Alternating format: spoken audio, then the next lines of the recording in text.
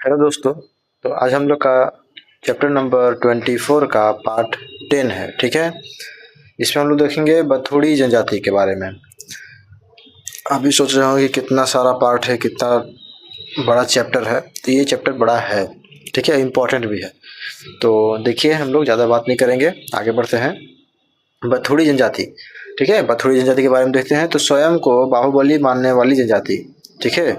तो बथुड़ी जनजाति स्वयं को बाहुबली मानने वाली जनजाति है। बस से बथुड़ी, बस से बाहुबली, ऐसे रखकर रिलेट कर लीजिए, ठीक है। तो स्वयं स्वयं को बाहुबली मानने वाली जनजाति बथुड़ी जनजाति, ठीक है। बथुड़ी जनजाति स्वयं को बाहुबली मानने वाली जनजाति है। प्रोटो ऑस्ट्रेलियाड परिवार से संबंधित प्रोटो ऑस्ट्रेलियाड परिवार से संबंधित है।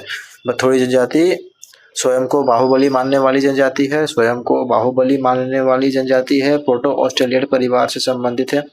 प्रोटो ऑस्ट्रेलाड परिवार से संबंधित है। बोलचाल हेतु मुंडारी भाषा का प्रयोग किया जाता है।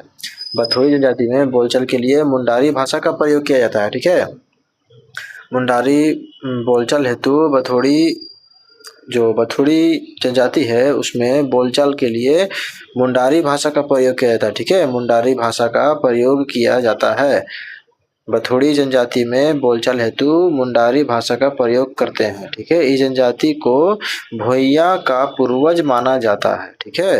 भुइयां का पूर्वज माना जाता है बथुड़ी जनजाति को।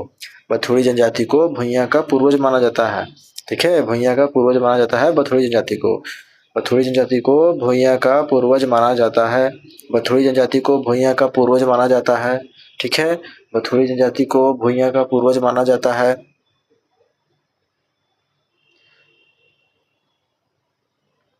बथुड़ी जनजाति को भुइयां का पूर्वज माना जाता है, ठीक है, याद रहेगा।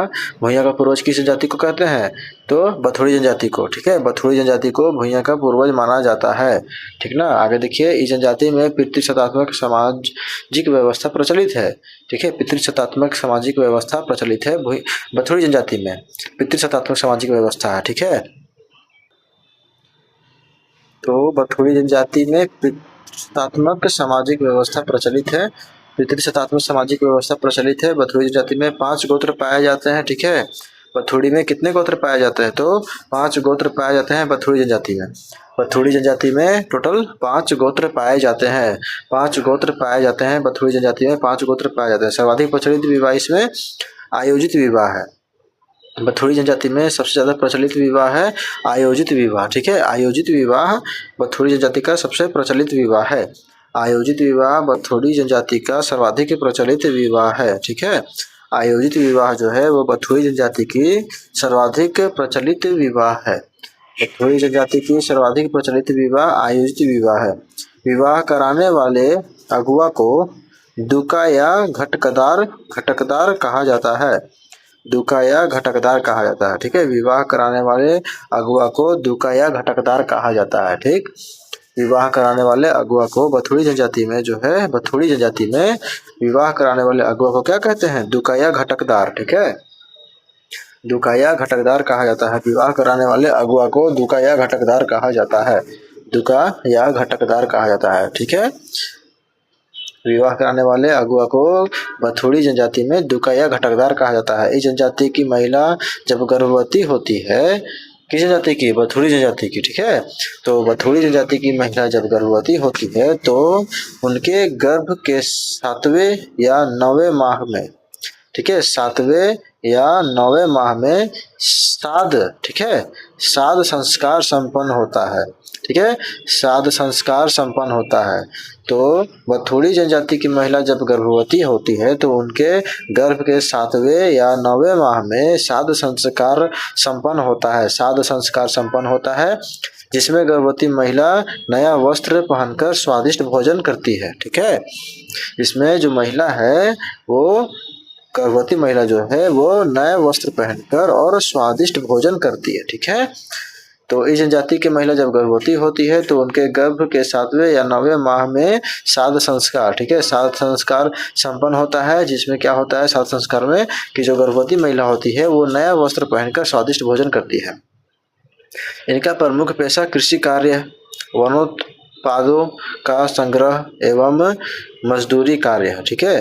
तो बथुड़ी जनजाति का जो प्रमुख पेशा है वो क्या है, तो कृषि कार्य है, वन उत्पादों का संग्रह है और मजदूरी कार्य है। ठीक है, इनके प्रमुख देवता ग्राम देवता है। इनके प्रमुख देवता क्या है, ग्राम देवता। ठीक है, याद रखना है। तो बथुड़ी जनजाति के प्रमुख देवता ग्राम देवता है। बथुड़ी जनजाति के प्रमुख देवता कौन है, तो ग्राम देवता। ठीक ना, बथुड़ी जनजाति के प्रमुख देवता ग्राम देवता है।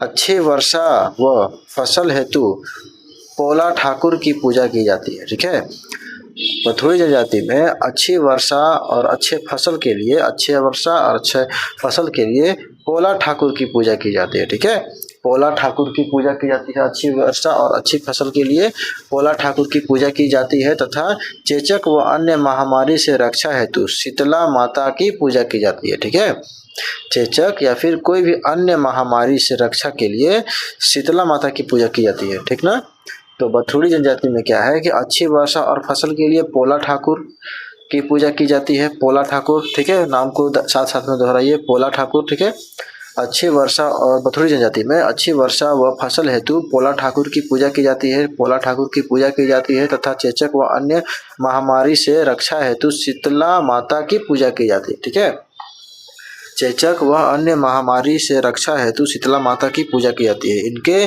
गांव का पुजारी दिहुरी कहलाता है। ठीक है, इनके गांव का पुजारी क्या कहलाता है, तो दिहुरी कहलाता है। बथुड़ी जनजाति के गांव का पुजारी दिहुरी कहलाता है। बथुड़ी जनजाति के गांव का पुजारी क्या कहलाता है, दिहुरी। ठीक है, दिहुरी कहलाता है। दिहुरी, दिहुरी गांव का पुजारी। ठीक है, गांव का पुजारी क्या कहलाता है, दिहुरी कहलाता है। बथुड़ी जनजाति के गांव का पुजारी दिहुरी कहलाता है। बथुड़ी जनजाति के गांव का पुजारी दिहुरी कहलाता है। मृत्यु के बाद शव को अर्थी या फिर खाट, ठीक है, अर्थी पर या खाट पर लेकर शसान मोराकुल, ठीक है, लाया जाता है। शसान या मोराकुल लाया जाता है तथा अर्थी उठाते समय हरि बोल शब्द का उच्चारण किया जाता है। ठीक है, तो मृत्यु के बाद बथुड़ी जनजाति में मृत्यु के बाद शवों को अर्थी या खाट पर लेकर शसान मोराकुल लाया जाता है। शसान मोराकुल लाया जाता है तथा अर्थी उठाने समय हरि बोल शब्द का उच्चारण किया जाता है। ठीक है, किस शब्द का, हरि बोल शब्द का उच्चारण किया जाता है अर्थी उठाते समय बथुड़ी जनजाति में। ठीक है, हरि बोल। परंपरागत शासन व्यवस्था का प्रधान देहरी कहलाता है। ठीक है,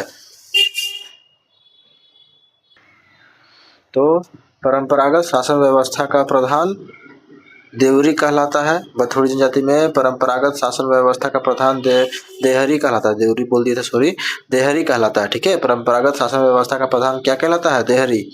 परंपरागत शासन व्यवस्था का प्रधान देहरी कहलाता है। बथुड़ी जनजाति में परंपरागत शासन व्यवस्था का प्रधान क्या कहलाता है, देहरी।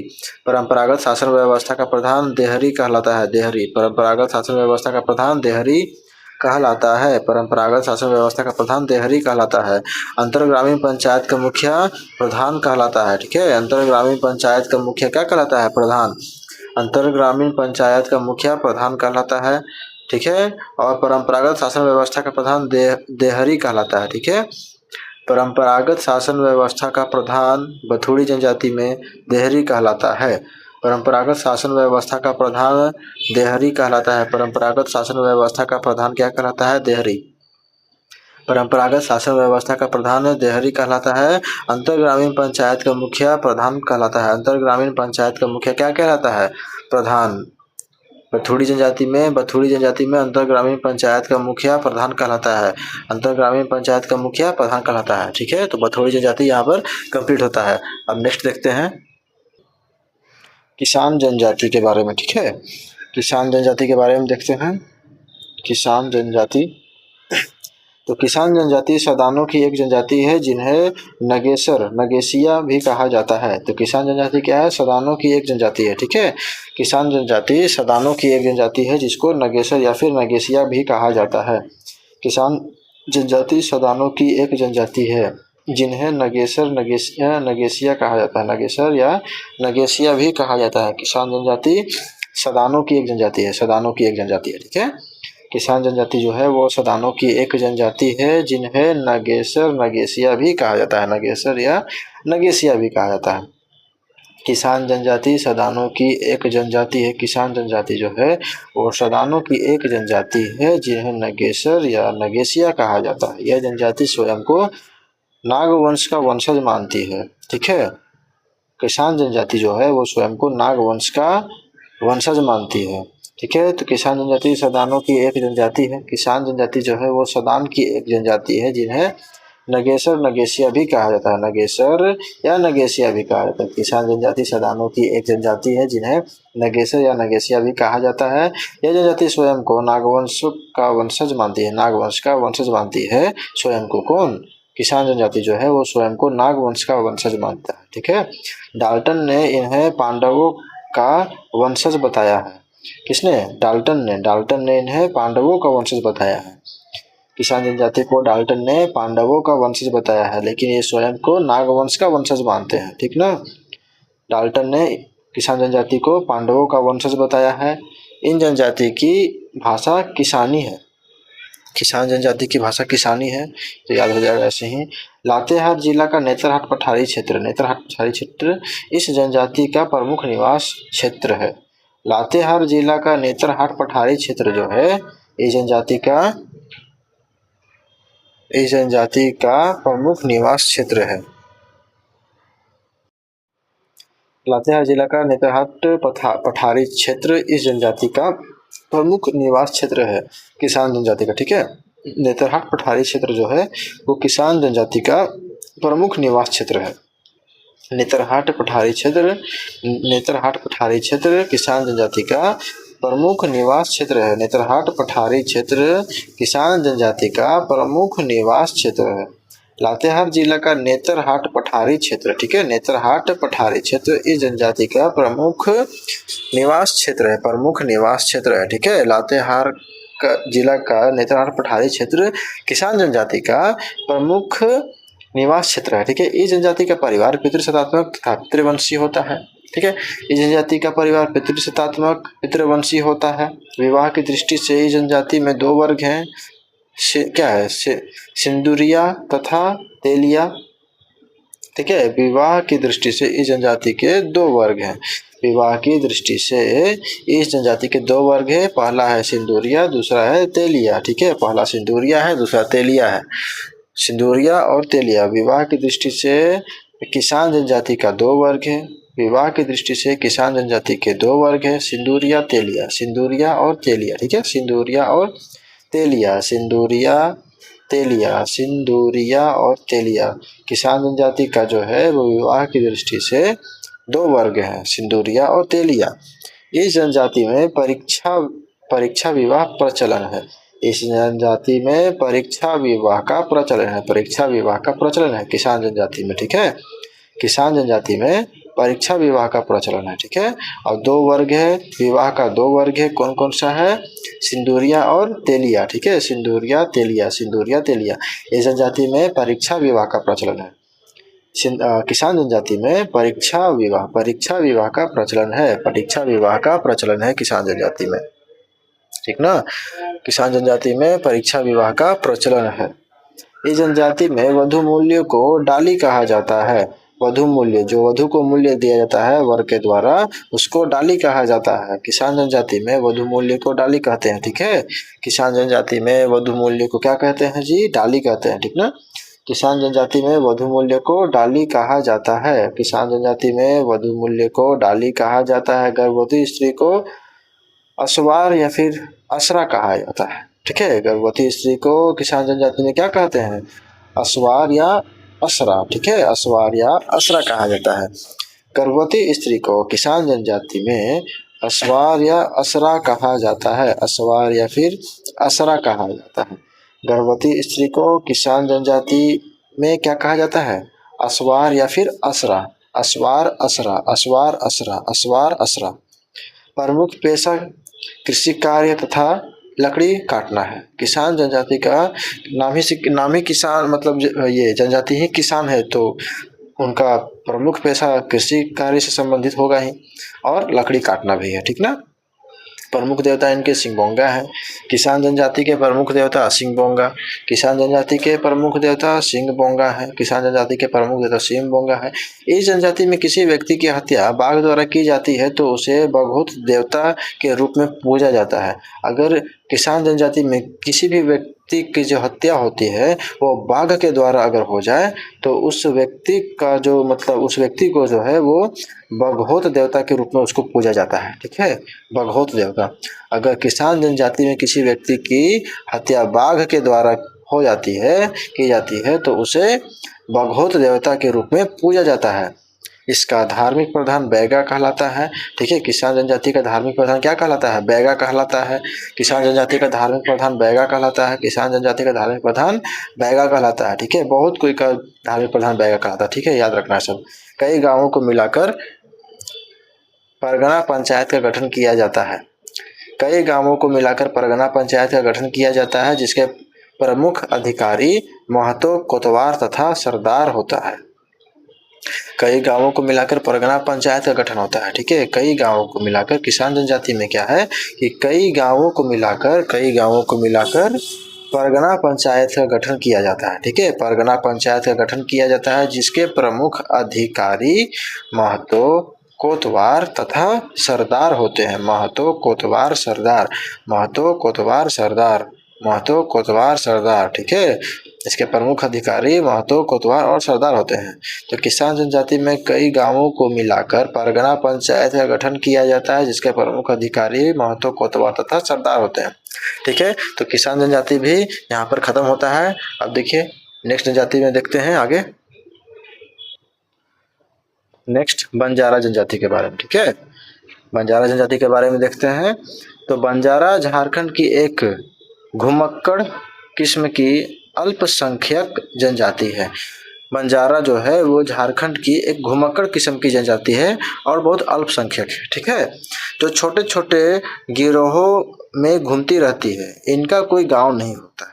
ठीक है, बंजारा का कोई गांव नहीं होता है, वो छोटे छोटे गिरोहों में घूमता रहता है। ठीक है, और ये जो है घुमक्कड़ किस्म की जनजाति है और अल्पसंख्यक जनजाति है। ठीक है, बंजारा झारखंड की एक घुमक्कड़ किस्म की अल्पसंख्यक जनजाति है जो छोटे छोटे गिरोहों में घूमती रहती है। इनका कोई भी गांव नहीं होता।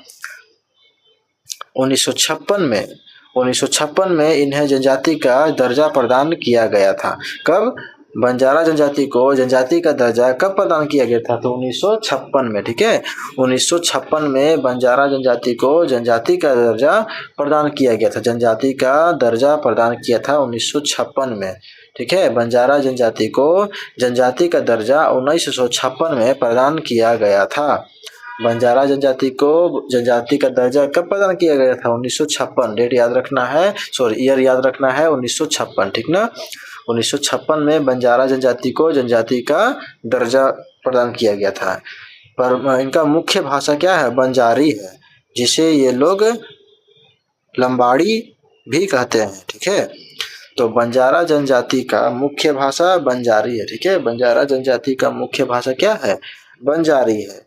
बंजारा जनजाति का मुख्य भाषा बंजारी है जिसे ये लोग लंबाड़ी भी कहते हैं। लंबाड़ी, ठीक है, लंबाड़ी भी कहते हैं। बंजारा जनजाति का मुख्य भाषा बंजारी है जिसे लंबाड़ी भी वहाँ के लोग कहते हैं। बंजारा जनजाति का मुख्य भाषा बंजारी। बंजारा जनजाति का मुख्य भाषा क्या है? बंजारी है, जिसे यहाँ के लोग जो है वो लंबाड़ी भी कहते हैं। बंजारी जनजाति को लंबाड़ी भी कहा गया है। इस जनजाति का सर्वाधिक संकेंद्रण संथाल परगना क्षेत्र में है। ठीक है, इस जनजाति का सर्वाधिक संकेंद्रण कहाँ है? संथाल परगना क्षेत्र में है। ठीक है, बंजारा जनजाति का सर्वाधिक संकेंद्रण कहाँ है जी? संथाल परगना क्षेत्र में। बंजारा जनजाति का सर्वाधिक संकेंद्रण है संथाल परगना क्षेत्र में। बंजारा जनजाति का सर्वाधिक संकेंद्रण संथाल परगना क्षेत्र में है और इस जनजाति की भाषा बंजारी है जिसे लोग लंबाड़ी भी कहते हैं। इस जनजाति का सर्वाधिक संकेंद्रण कहाँ है? तो संथाल परगना क्षेत्र में है सर्वाधिक संकेंद्रण।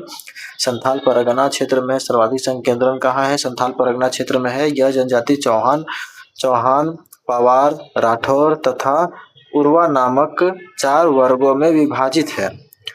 तो बंजारा जनजाति कितने वर्ग में विभाजित है? 4 वर्ग में विभाजित है। कौन कौन सा? चौहान, पवार, राठौर और उर्वा।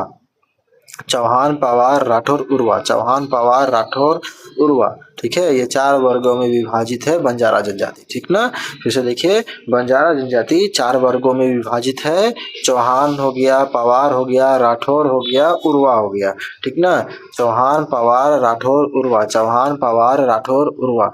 चौहान, पवार, राठौर, उर्वा। ठीक है, ये बंजारा जनजाति का 4 वर्ग है। आगे देखिए, यह जनजाति स्वयं को राजपूतों की एक शाखा मानती है। ठीक है, बंजारा जनजाति जो है वो स्वयं को राजपूत की एक शाखा मानता है, राजपूतों की एक शाखा मानती है।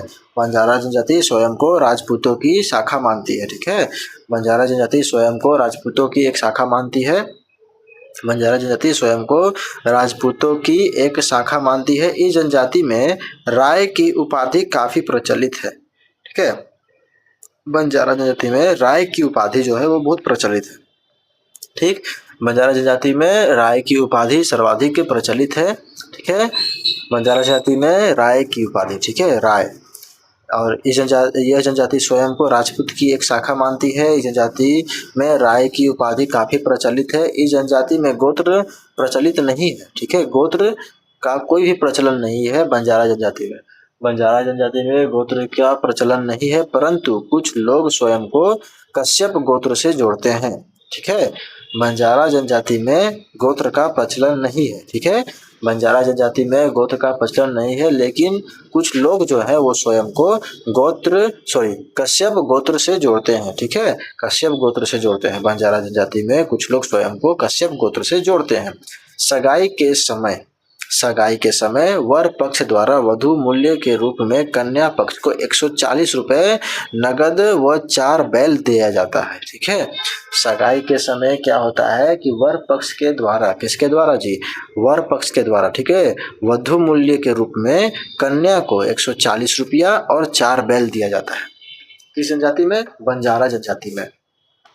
तो बंजारा जनजाति में क्या है कि वर पक्ष के द्वारा वधु मूल्य के रूप में कन्या पक्ष को 140 रुपए नगद और 4 बैल दिया जाता है। ठीक है, बंजारा जनजाति में वर पक्ष के द्वारा वधु मूल्य के रूप में कन्या को 140 रुपए नगद और 4 बैल दिया जाता है। ठीक, इस जनजाति में वधु मूल्य को हरजी कहा जाता है।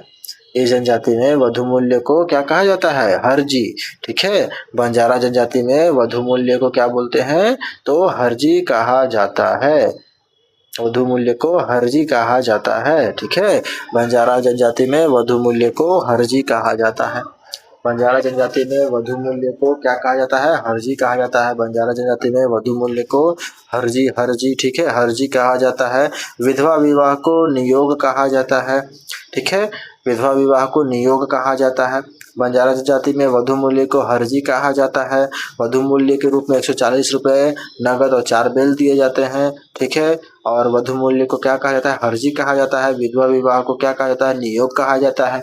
ठीक है, सब याद रखना है एकदम। विधवा विवाह को नियोग कहा जाता है। विधवा विवाह को बंजारा जनजाति में नियोग कहा जाता है। बंजारा जनजाति को बंजारा जनजाति में विधवा विवाह को नियोग कहा जाता है। बच्चे के जन्म के बाद 5 दिनों तक वेवक नामक रस्म का आयोजन किया जाता है।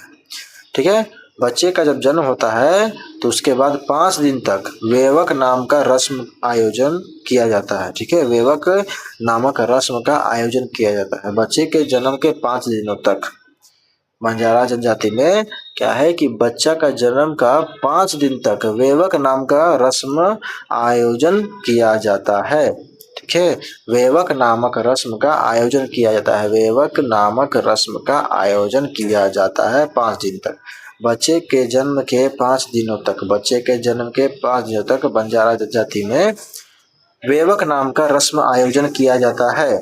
ठीक है, याद रहेगा। आगे देखिए, इस जनजाति में आल्हा उदल, ठीक है, बंजारा जनजाति में आल्हा उदल की लोक कथा काफी प्रचलित है। ठीक है, यहाँ तक देख लीजिए। बंजारा जनजाति में आल्हा उदल की लोक कथा काफी प्रचलित है। किस जनजाति में आल्हा उदल की लोक कथा काफी प्रचलित है? बंजारा जनजाति में। ठीक है, पूछ सकता है ऐसे क्वेश्चन। तो बंजारा जनजाति में आल्हा उदल की लोक कथा काफी प्रचलित है। आल्हा उदल की लोक कथा काफी प्रचलित है बंजारा जनजाति में। बंजारा जनजाति में आल्हा उदल की लोक कथा काफी प्रचलित है। आल्हा उदल की लोक कथा बंजारा जनजाति में काफी प्रचलित है तथा ये आल्हा उदल को वीर पुरुष मानते हैं। आल्हा उदल को बंजारा जनजाति वीर पुरुष मानते हैं। ठीक ना। तो बंजारा जनजाति में आल्हा उदल का लोक कथा बहुत प्रचलित है। ठीक है, आल्हा उदल का लोक कथा काफी प्रचलित है तथा ये आल्हा उदल को वीर पुरुष मानते हैं। आल्हा उदल को ये लोग वीर पुरुष मानते हैं। कौन लोग? बंजारा जनजाति के लोग आल्हा उदल को वीर पुरुष मानते हैं। ठीक है, इस जनजाति के गीतों में पृथ्वीराज चौहान का उल्लेख मिलता है। बंजारा जनजाति के गीत में पृथ्वीराज चौहान का उल्लेख मिलता है। ठीक है, बंजारा जनजाति का गीतों में पृथ्वीराज चौहान का उल्लेख मिलता है। पृथ्वीराज चौहान का उल्लेख मिलता है बंजारा जनजाति के गीतों में। ठीक है, बंजारा जनजाति के गीतों में पृथ्वीराज चौहान का उल्लेख मिलता है। ठीक है, बंजारा जनजाति के गीतों में पृथ्वीराज चौहान का उल्लेख मिलता है। इस जनजाति का लोक नृत्य क्या है? दंड खेलना अत्यंत प्रचलित है। ठीक है, इस जनजाति का लोक नृत्य दंड खेलना अत्यंत प्रचलित है।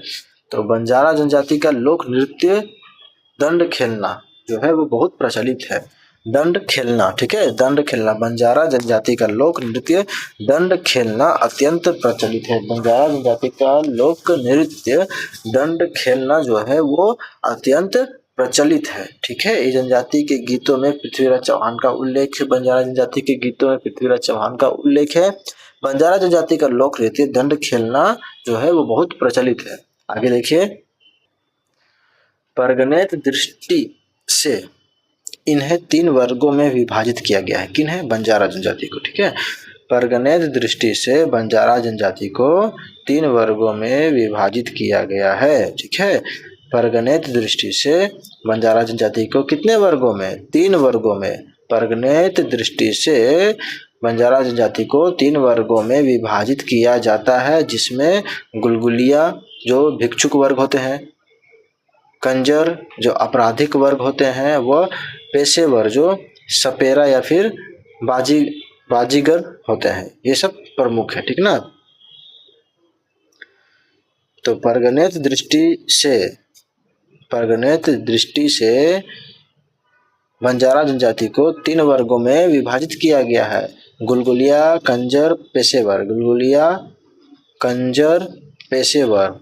ठीक है, गुलगुलिया, कंजर, पेशेवर्ग। गुलगुलिया, कंजर, पेशेवर्ग। गुलगुलिया, कंजर, पेशेवर्ग। गुलगुलिया, कंजर, पेशेवर्ग। ठीक है, गुलगुलिया हो गया कंजर, पेशेवर्ग। गुलगुलिया, कंजर, पेशेवर्ग। गुलगुलिया, कंजर, पेशेवर्ग। गुलगुलिया भिक्षुक वर्ग होते हैं, कंजर आपराधिक वर्ग होते हैं और पेशेवर सपेरा व बाजीगर होते हैं। ठीक है, तो परगणित दृष्टि से इन्हें 3 वर्गों में विभाजित किया जाता है। ठीक है, बंजारा जनजाति को परगणित दृष्टि से 3 वर्गों में विभाजित किया जाता है। गुलगुलिया, कंजर, पेशेवर वर्ग। ठीक है, यह जनजाति जड़ी बूटी के अच्छे जानकार होते हैं। जो बंजारा जनजाति है वो जड़ी बूटी के अच्छे जानकार होते हैं। ठीक ना।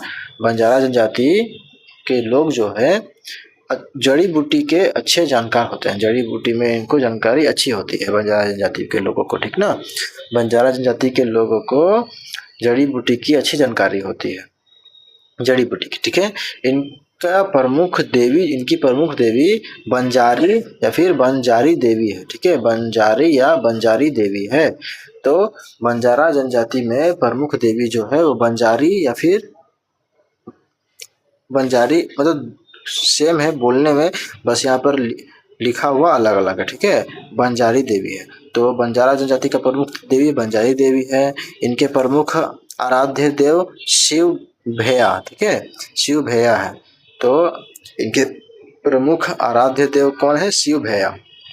प्रमुख आराध्य देव शिव भैया है। प्रमुख आराध्य देव कौन है? शिव भैया है। इस जनजाति में 1 माह तक होली का त्यौहार मनाया जाता है। बंजारा जनजाति में 1 महीना तक होली का त्यौहार मनाया जाता है। ठीक है, बंजारा जनजाति में 1 माह तक होली का त्यौहार मनाया जाता है। बंजारा जनजाति में 1 माह तक होली का त्यौहार मनाया जाता है।